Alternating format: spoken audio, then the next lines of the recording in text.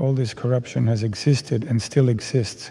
The flow of money provided for the war by the Americans and Europeans is a fact, and accordingly, probably now, both in America and in European countries, people are asking what will happen tomorrow with the Kyiv regime. That is also obvious.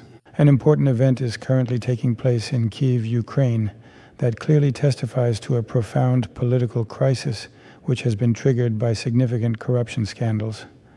At this moment, I honestly don't think anyone can accurately answer the complex question of where this situation will ultimately lead right now. The consequences could be very different. All this corruption has existed and still exists. The flow of money provided for the war by the Americans and Europeans is a fact, and accordingly, probably now, both in America and in European countries, people are asking what will happen tomorrow with the Kyiv regime. That is also obvious. Putin and Orban are quite pragmatic people. They speak openly about problems. They firmly stand on the positions of their own countries. Each defends the interests of their nation. For them, this is an absolute priority. And in this, of course, they are similar. And this gives them the opportunity to discuss the widest range of issues, all the more so since, as was mentioned at the beginning of the conversation, there are concrete cooperation projects on the agenda in a variety of fields. There is no trust in such a person, so what happens is even more so at the front, considering all the corruption going on in our country, in all our governments. And who is he anyway? Yermak is completely unknown. Where did he come from and what was he doing before he got this position? You know, on the one hand, I think it's probably a good thing that these purges are happening, that the leaders are being checked. But on the other hand, in my opinion, it's really hard to find a truly effective manager, because as far as I know, there are currently too few professional, effective personnel in Ukraine, but hopefully an honest person and a good manager will be found.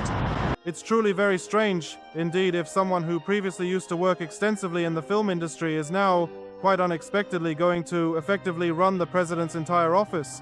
At the very least, that's absurd in any other country. Well, as for now, how things will move forward, who knows, because as we can see, everything is declining a bit and it's all kind of falling apart. First Mindich, now Yermak, and what's next is a bit unclear.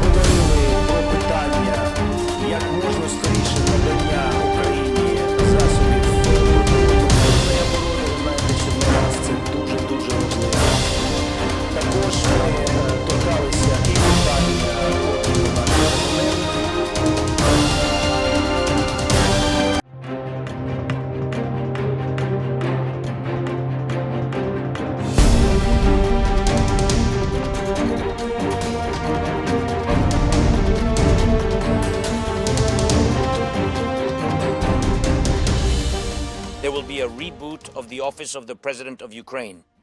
The head of the office, Andriy Yermak, has submitted his resignation.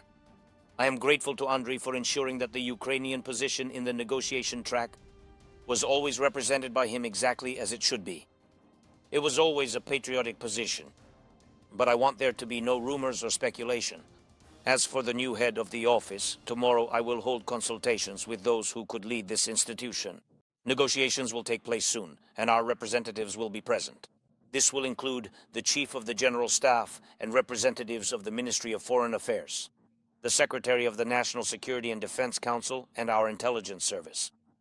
And when we are all facing such an external challenge as war, we must remain strong within. 100% of our strength will be focused on defending Ukraine.